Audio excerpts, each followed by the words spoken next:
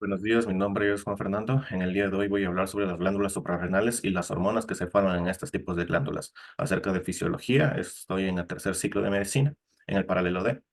Pues bien, antes de hablar sobre o entrarnos de lleno acerca de este tema, vamos a estudiar sobre todo al inicio las partes que tenemos de la glándula suprarrenal.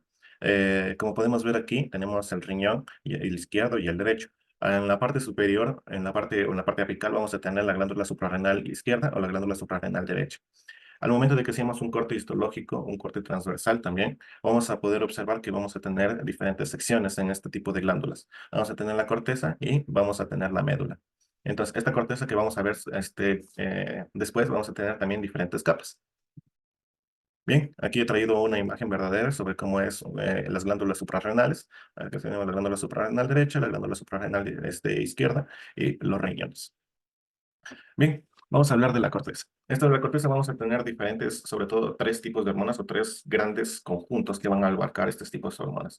La mineralocorticoides, la glucocorticoides y los andrógenos. La mineralocorticoides, la principal es la aldosterona. La glucocorticoides es el colesterol y los andrógenos es el DEA. Pero vamos a hablar un poquito más específico de estos. Los mineralocorticoides, como su palabra mismo lo menciona, viene de mineral. Vienen de los minerales, sobre todo del sodio y del potasio.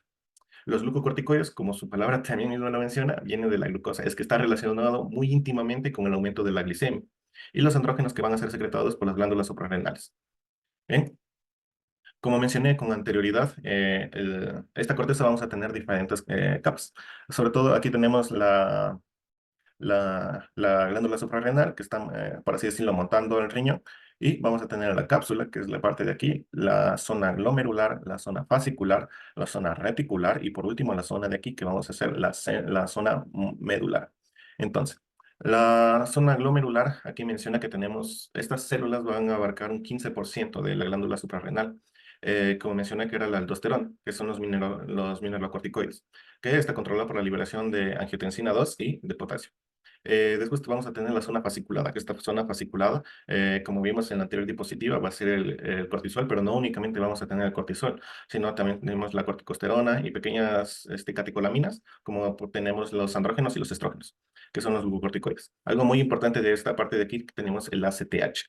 En la siguiente diapositiva vamos a explicarlo un poquito mejor. Este ACTH va a venir de la hipófisis. Esta hipófisis va a, por así decirlo, ir por todo el sistema, eh, puede ir por todo nuestro sistema hasta alcanzar las glándulas suprarrenales para hacer que se libere este tipo de hormona.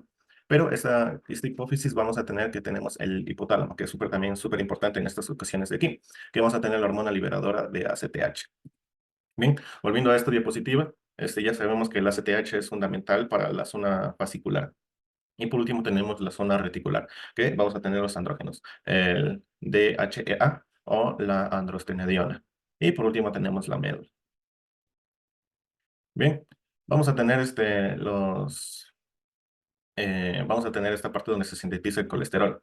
El colesterol va a ser súper importante debido a que este va a ser súper importante debido a que tenemos el 80% de que se utiliza o de que se sintetiza este colesterol proviene del LDL plasmático.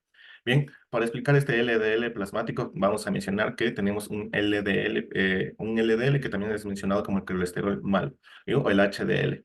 Este LDL es básicamente, va a tener mucho colesterol, que este colesterol va a ser el LDL plasmático, que este va a tener mucho colesterol.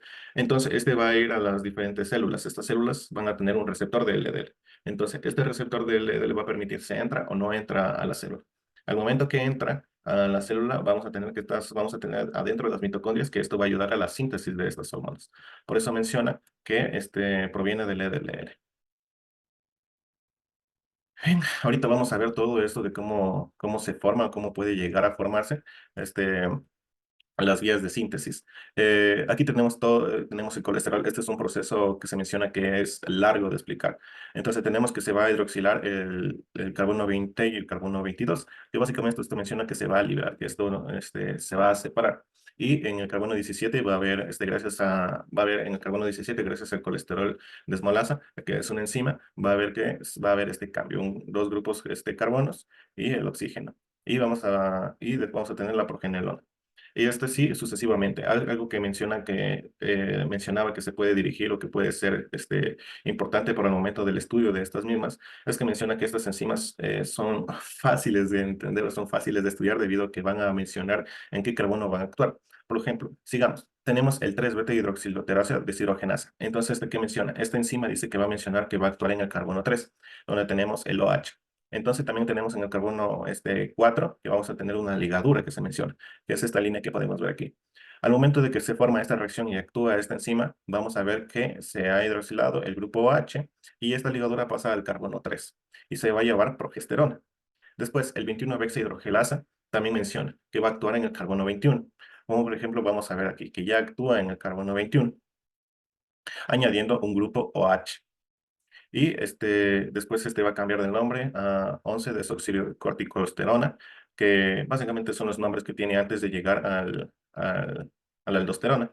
Y vamos a tener las diferentes enzimas, así cada una que va a ir cambiando hasta llegar a la aldosterona, al cortisol, y a la androstenediona.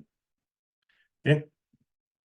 Después vamos a tener perdón. Después vamos a tener los córticos suprarrenales. Estos córticos suprarrenales son al menos córticos suprarrenales, como su nombre mismo lo ha dicho, pero se unen a proteínas del plasma. Estas son súper importantes de que se unan, por ejemplo, el globulino fijador de cortisol o la transcortina o la albúmina, que esta albúmina, como vimos en capítulos anteriores, ayudaba en el hígado para el transporte.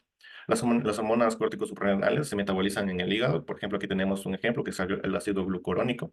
Y el otro punto que menciona es cómo va a ser su eliminación. Menciona que el 25% va a ser de eliminación del bilis, luego va a ser por las heces y por último va a ser por vía urinaria, es decir, por la orina. Tenemos diferentes concentraciones, una concentración normal de aldosterona en la sangre que es de 6 por mililitro por 100 mililitros y la tasa de excreción es de 150 por día, obviamente. Y las concentraciones sanguíneas de colesterol es de 12 sobre mililitro y la tasa de secreción va a ser de 15 a 20. Bien, después vamos a mencionar que tenemos los mineralocorticoides y los glucocorticoides. Estos mineralocorticoides, mencionamos que estos mineralocorticoides van a ser súper importantes.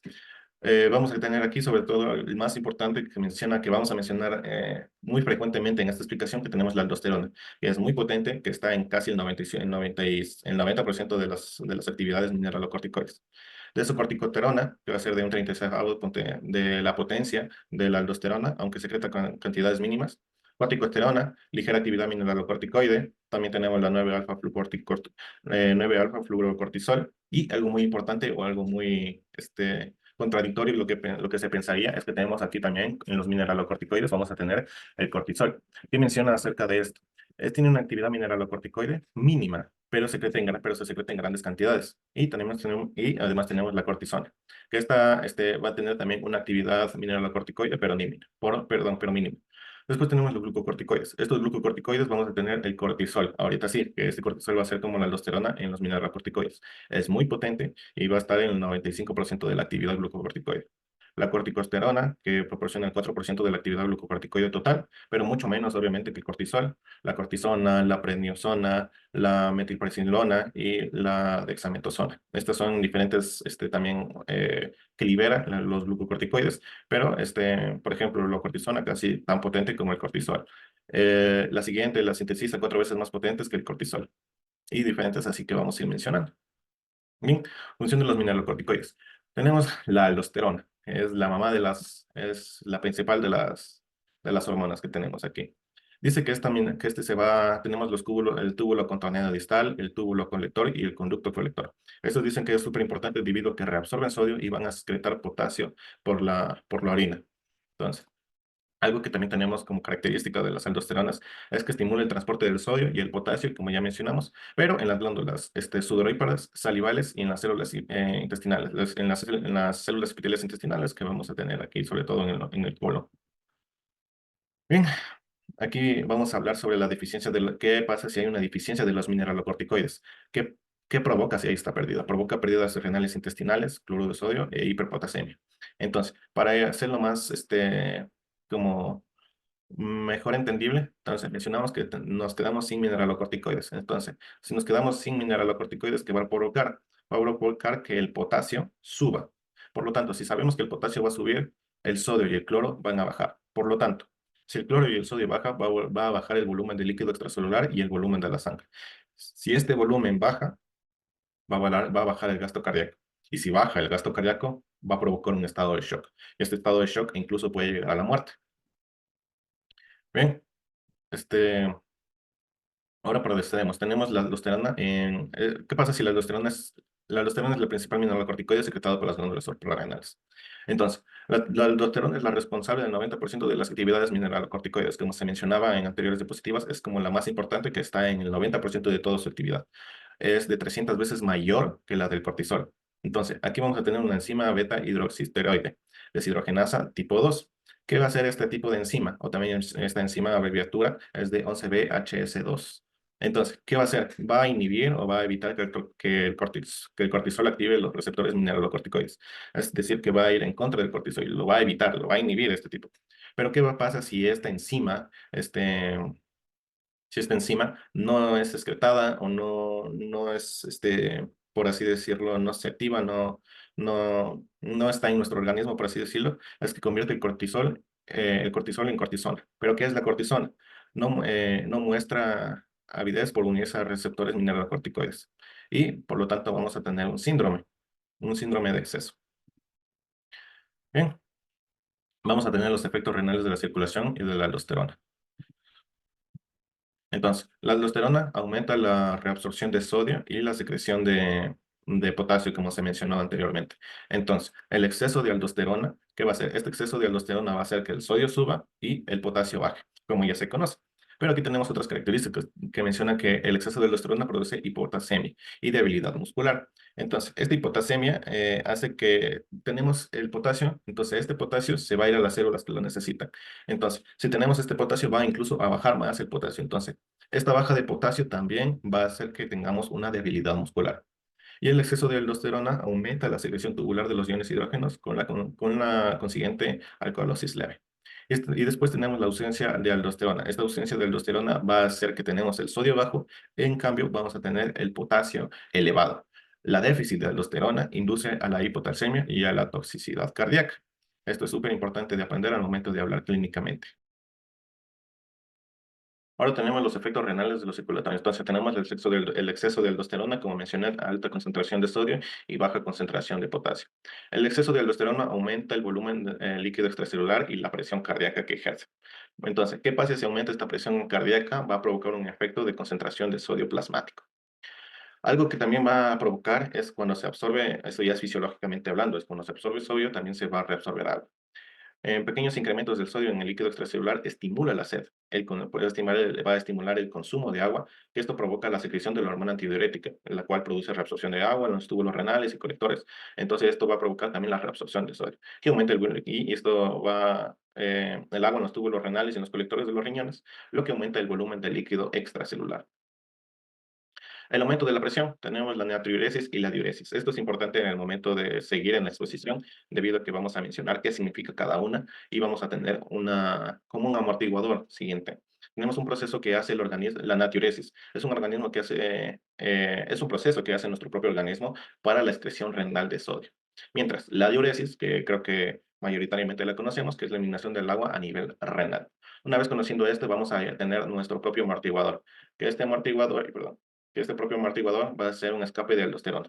Entonces, hablando como Guyton lo menciona, es la vuelta a la normalidad, como mencioné, es un tipo de amortiguador de la excreción renal de sodio y el agua como consecuente a la natriuresis y a la diuresis por presión.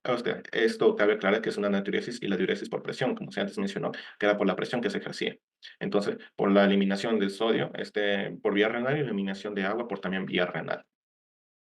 Vamos a tener la anulación de la secreción de la aldosterona. Si se anula la secreción de aldosterona, ¿qué va a haber? Tenemos que recordar cuál es la función. Por lo tanto, si se inhibe estas funciones, va a haber una pérdida de sodio en la orina. Esto se reduce el cloruro de sodio en el líquido extracelular. Por lo tanto, va a reducir el volumen del líquido extracelular, va a provocar una deshidratación intensa en el líquido extracelular y puede provocar un shock circulatorio. Y si provoca este shock circulatorio y no se conviene o no se actúa de manera correcta o de manera temprana, puede incluso llegar a la muerte. Bien, vamos a tener los mecanismos celular de acción de la aldosterona. Esto va a ser súper importante debido a que vamos a tener las células principales. Cabe mencionar que aquí tenemos la luz tubular, el líquido intersticial renal, la parte vasolateral. Ok, una vez explicado esto, vamos a tener que la aldosterona va a entrar. Entonces, esta aldosterona, al momento de que entra, vamos a tener el receptor de mineralocorticoides. Este receptor de mineralocorticoides, como la aldosterona es un mineralocorticoides, lo va a aceptar. Dentro de la célula, las células principales, ya unida con este receptor de mineralocorticoides, se va a dirigir al núcleo. Una vez dirigido al núcleo, va a actuar el ARN mensajero. Y este ARN mensajero, como se conoce, va a provocar proteínas. Entonces, una vez que se provoquen estas proteínas, van a ser súper importantes y van a dar, sobre todo, tres acciones importantes. Van a formar canales ENAC, van a formar enzimas mitocondriales, que estas enzimas mitocondriales va a ser importantes para diferentes procesos, pero estas enzimas, además de esos procesos, va a ayudar a esta bomba ATPase de sodio y potasio. Es que dentro intracelular el sodio va a salir hacia el líquido intersticial renal y el potasio va a entrar. Bien, ahora tenemos la regulación de la secreción de la aldosterona. Ligada al control de las concentraciones de electrolitos y el líquido extracelular, del volumen del líquido extracelular, el volumen sanguíneo, la presión arterial y la función renal. Vamos a tener cuatro características importantes sobre todo. Una va a ser el aumento de el aumento de la concentración de sodio en el líquido extracelular apenas reduce la secreción de la aldosterona. Otra base, se necesita ACTH en la adenohipófisis para que haya secreción de aldosterona. Como mencioné antes, en una anterior diapositiva se necesita el ACTH en la adenohipófisis. Además, el aumento de la concentración de la angiotensina 2 en el líquido extracelular también aumenta mucho la secreción de la aldosterona y el aumento de la concentración de sodio en el líquido extracelular aumenta mucho la secreción de la aldosterona. Esos son los reguladores que aumentan la secreción de esta aldosterona. Bien, aquí vamos a tener un cuadro que he realizado para sintetizar de mejor manera los diferentes metabolismos, efectos, regulación del ACTH. Entonces, vamos a tener el tipo, que es un metabolismo de carbohidratos, metabolismo de proteínas, metabolismo de grasas, efectos antiinflamatorios y regulación de secreción de cortisol. Bien, vamos a tener el metabolismo de los carbohidratos. Este metabolismo de los carbohidratos, este metabolismo de los carbohidratos va a ser súper importante. Va a estimular la gluconeogénesis hepática. Aumenta la gluconeogénesis hepática, aumenta las enzimas que convierten los aminoácidos en glucosa, es decir, que va a provocar que estos aminoácidos, de lo más básico, va a provocar glucosa, disminución de la actuación celular de la glucosa e incremento de la glucemia. Este incremento de la glucemia, como ya sabemos, es que alto porcentaje de glucosa en la sangre va a provocar una glicemia. Después vamos a poder encontrar el metabolismo de proteínas. Este metabolismo de proteínas va a tener diferentes detalles, que es la reducción de proteínas celulares en varios tipos de células. Eh, Aumento de proteínas en el hígado y el plasma, incremento de aminoácidos sanguíneos, disminución del transporte de aminoácidos a células extrahepáticas. Ok, después vamos a tener el metabolismo de grasas. Este metabolismo de grasas va a movilizar los ácidos grasos, va a hacer un cambio a la utilización energética de estos ácidos grasos, es que va a cambiar cómo se va a hacer la utilización de esta energía. Además, la obesidad inducida por exceso de cortisol con depósito a grasa pericular. Vamos a tener efectos antiinflamatorios. Estos efectos antiinflamatorios vamos a tener estabilidad de la membrana lisosomática, reducción de la permeabilidad capilar, vamos a tener una inhibición en el sistema inmunológico, disminución de eminencias de leucocitos y reducción de la fiebre. Y la regulación de la secreción. Va a ser una excreción del hipotálamo por estrés. Entonces, se regula la secreción del cortisol con el ACTH. Esto es gracias tenemos el hipotálamo, entonces tenemos una excitación del hipotálamo y puede ser por el estrés, una liberación, esto provoca una liberación rápida de cortisol que va a ser una respuesta del metabolismo.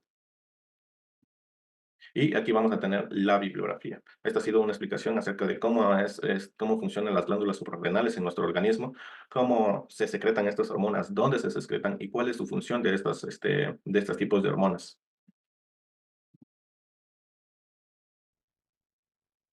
Eh, Hablando de alguna patología, vamos a tener el síndrome de Cushing. Este síndrome de Cushing se caracteriza por tener una cara de luna llena que se menciona, una obesidad, sobre todo en la parte central o de la parte abdominal, que también va a afectar el cuello, la cara, va a haber una atrofia muscular de las extremidades, una hipertensión arterial, diabetes mellitus, osteoporosis, cólicos nefróticos, fragilidad capsular que producen hematomas frecuentes. Hablando clínicamente, ¿cómo se va a detectar esto? Pues bien, hay que hacer diferentes exámenes y vamos a ver que va a haber un incremento, va a haber un incremento en los valores plasmáticos de ACTH y cortisol. Como sabemos, vamos a tener diferentes tipos de Cushing, o si no saben, hay dos tipos de Cushing, un Cushing dependiente de STH y uno independiente de STH. Pero ¿cómo sabemos diferenciarlo? Pues bien, tenemos a la dexametasona. Esto nos va a ayudar a diferenciar cuál es de cada tipo. Además, este tipo de enfermedad va a hacer que tengamos un incremento de la glicemia. Es por eso que podemos llegar a una diabetes mellitus. Incluso este incremento de glicemia puede ser de 200 miligramos por sobre decilitro. Algo que también menciona este tipo de enfermedad es que va a haber una disminución marcada de las proteínas, que esto va a provocar esto va a provocar, por ejemplo, que si tenemos una disminución en las proteínas, musculares, vamos a tener una atrofia muscular, vamos a tener una atrofia muscular de las extremidades. Además, menciona que va a haber un descenso en el sistema inmunitario, es decir, que estos pacientes son mucho más propensos a tener enfermedades, a enfermarse cada rato. Y el tratamiento, menciona que el tratamiento puede ser, si es tumoral, este tratamiento va a ser extirpar el tumor extirpar este tumor suprarrenal o reducir la secreción de ACTH. Estos pacientes son de un delicado cuidado debido a las diferentes enfermedades asociadas que se pueden deber a este síndrome de Cushing.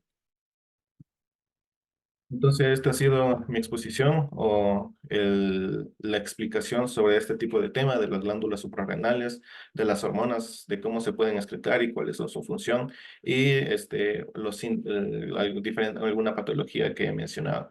Espero que se haya comprendido, sobre todo, que eso es lo más importante, y muchas gracias por su atención.